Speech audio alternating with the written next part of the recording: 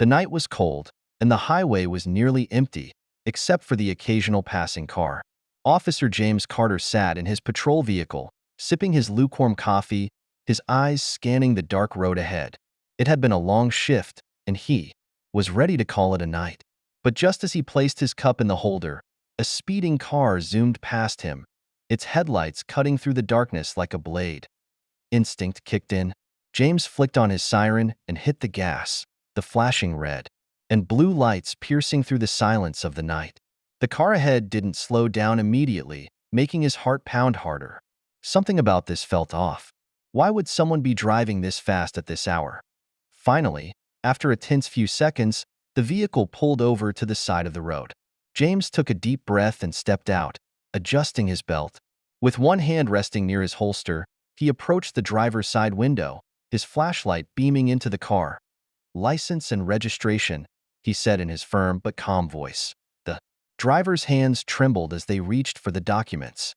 James's eyes traveled up, and for a moment, his breath hitched in his throat. The world around him seemed to blur, the sound of the wind fading into silence. He blinked, his heartbeat now a deafening drum in his ears. The young woman sitting behind the wheel looked exactly like his daughter. The same deep brown eyes, the same soft curls framing her face. But that was impossible. His daughter, Emily, had died in a car accident 2 years ago. He had buried her, mourned her, grieved for her every single day since that tragic night. His grip on the flashlight tightened. "Ma'am, what's your name?" he asked, his voice almost a whisper. The woman hesitated, her gaze flickering with something unreadable. Fear, recognition, or maybe something else entirely. Then, she spoke, her voice shaky yet familiar. "Dad, it's me."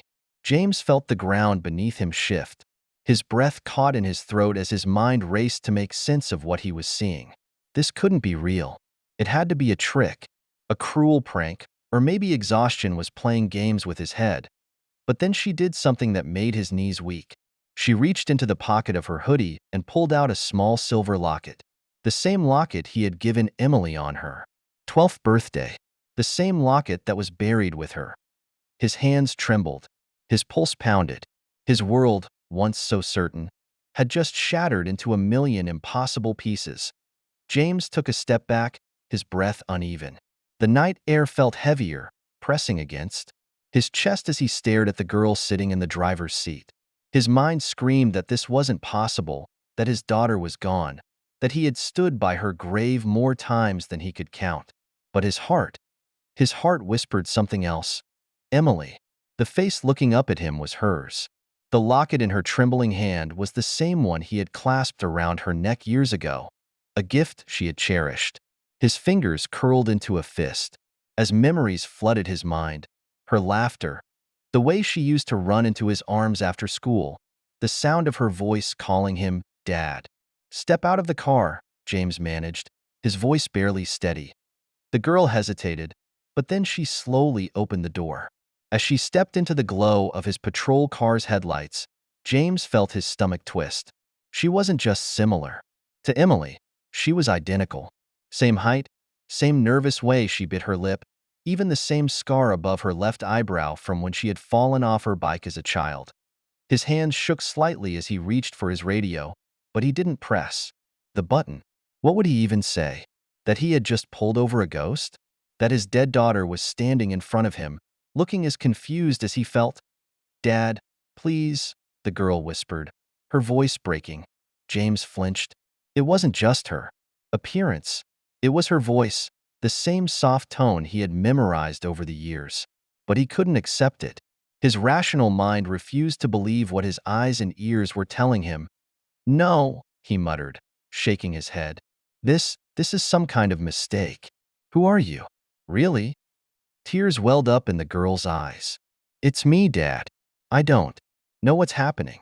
I don't know how, but I swear, I'm Emily." His pulse thundered in his ears. He studied her face, looking for anything that would prove she was lying. Some subtle difference, a detail out of place. But there was nothing. She was his daughter in every way. James swallowed hard. "That's not possible," he said, though the words felt hollow. "Emily is gone. I buried her. His voice cracked, and he looked away, forcing himself to breathe. I know, she whispered. I don't understand it either. James stared at her, searching for an explanation. His mind raced through every logical possibility. Maybe this was some cruel trick. Maybe someone who knew about his daughter had found a look-alike. Maybe she had been adopted by another family and lost her memories. Maybe, but none of it explained the locket. The locket that had been buried with her. His eyes flickered to the car she had been driving. It was an old sedan, nothing special. He stepped closer, his instincts kicking in. Something about the situation wasn't right. Where did you get this car? He asked. Emily, or the girl claiming to be her, hesitated. I don't know. James narrowed his eyes. What do you mean, you don't know? She shook her head, frustration and fear mixing in her expression. I just woke up in it. I don't remember how I got here. A chill crawled down James's spine. Woke up? Where? On the side of the road, a few miles back. Her hands trembled as she wrapped her arms around herself. I don't remember anything before that. I know my name. I know who I am. And when I saw you, I remembered everything about you. James felt like the ground beneath him had vanished. None of this made sense. His training told him to stay logical, to assess the situation like any other case. But how could he do that when the person in front of him was supposed to be dead? His radio crackled, breaking the silence. Unit 12, status check. James hesitated before pressing the button. All clear, he said, his voice slightly unsteady. He wasn't ready to report this in. Not yet. Not until he had some kind of explanation. Emily, if that was really her, looked up at him with pleading eyes. You believe me, don't you? James opened his mouth, then closed it. Did he? He wanted to. God, he wanted to. But nothing about this was possible. I don't know what to believe, he admitted finally. Her face fell, and she turned away, hugging herself as if she was trying to hold herself together. James exhaled slowly, rubbing a hand down his face. He had to think. He had to figure out what to do next. Come with me, he said at last. Emily looked up, cautious. Where? The station. Fear flashed in her eyes. No, she said, quickly. I don't want to go there. James frowned. Why not? I don't know. She shook her head, as if trying to shake off a bad feeling. Something's telling me I shouldn't. James studied her carefully. Was it fear? Or was there something more? Emily, he said slowly, testing the name, watching her reaction. If that's really who you are, you have to help me understand. You can't just show up out of nowhere and expect me to accept it without answers. She swallowed hard. I don't have answers, Dad. James's heart clenched at the way she said, Dad. It was too natural, too familiar that he sighed. Looking down the empty road, the night stretched ahead, silent and heavy with questions. He had a choice to make. Either he followed protocol, took her in, and reported everything, or he trusted his gut and figured this out himself. But deep down, he already knew what he was going to do, because no matter how impossible it seemed, he couldn't walk away from his daughter. Not again. James exhaled sharply, his grip tightening around his flashlight as he glanced up and down the dark, empty road. The silence of the night felt heavier now, pressing against his skin, filling the space between him and the girl standing in front of him. His daughter, or at least someone who looked exactly like her. She watched him with wide, anxious eyes, clutching the locket so tightly that her knuckles turned white. It was almost like she was afraid he'd take it from her, like she needed to hold on to something real. James knew he should call this in. He should take her to the station, get back up, let someone else help him figure out what was going on. But something deep inside him, something beyond reason, told him that if he did, he might never get the truth. Get in the car, he said finally, his voice low but firm. Emily hesitated for just a second before nodding and slipping back into the passenger seat of his patrol car. James followed, his hands steady on the wheel, but his thoughts raced in every direction. He pulled back onto the highway, driving slowly, his eyes flicking toward her every few seconds. She sat stiffly, staring out the window, her fingers still gripping the locket. "You really don't remember anything?" he asked after a long silence. She shook her head. "Just waking up in that car. And you." She turned to look at him. "I remember you, Dad. I remember our house, my room, the treehouse in the backyard. I remember the day I fell and hit my head, and you carried me inside and told me I was brave." James's hands tightened on the steering wheel. Everything she said was true. Things only Emily would know. "But," she swallowed, her voice breaking, "I also remember the crash." James's breath caught. His heart pounded so loudly he could hear it.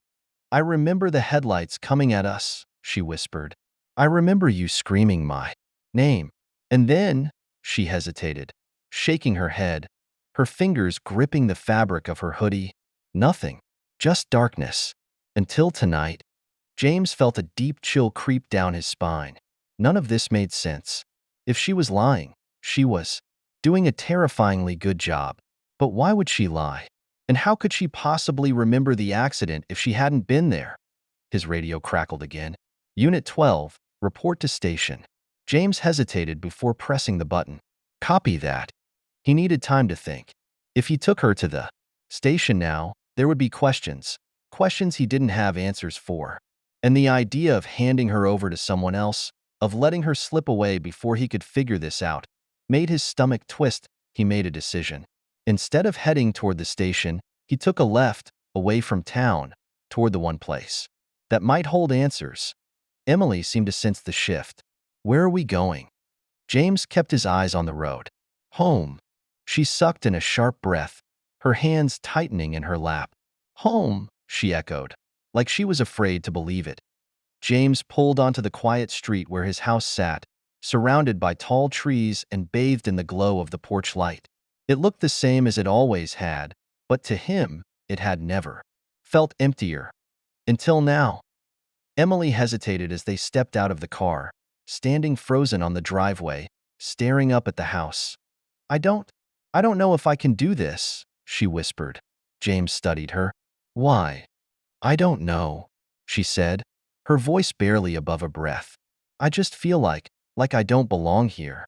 James's throat tightened. "You used to." She looked at him then, her eyes filled with something between hope and fear. He pushed open the front door, stepping inside first. The house was quiet, just as he had left it, except for the faint ticking of the old clock on the wall. The air smelled of coffee and faint traces of the cologne he always wore. It was familiar, but something about it felt different now. Emily stepped in cautiously, her eyes sweeping over the living room. She moved slowly, like someone trying to remember a dream that was slipping away. Her gaze landed on the framed picture, on the mantel, a family photo, James, his wife, and Emily, taken on her 16th birthday. Emily stepped closer, reaching out to touch it with trembling fingers. "I remember this day," she whispered. "You took me to that little diner after. You said I could get anything I wanted, so I ordered 3 milkshakes." James swallowed hard. He hadn't thought about that day in a long time. Emily turned to him, her eyes shining. "Dad, what if—" She hesitated, looking down. "What if I was never supposed to come back?" James frowned. "What do you mean?" She opened her mouth, but before she could speak, the lights flickered. James's instincts kicked in. He reached for his gun out of habit, scanning the room. The air felt different, heavier. The kind of weight he had felt before in the moments before something went wrong. Emily took a shaky step back. Something's not right. James's heart pounded as a cold chill ran down his spine. And then, just outside the window, a shadow moved out. A figure stood at the edge of the yard, barely visible under the streetlight. Watching, waiting.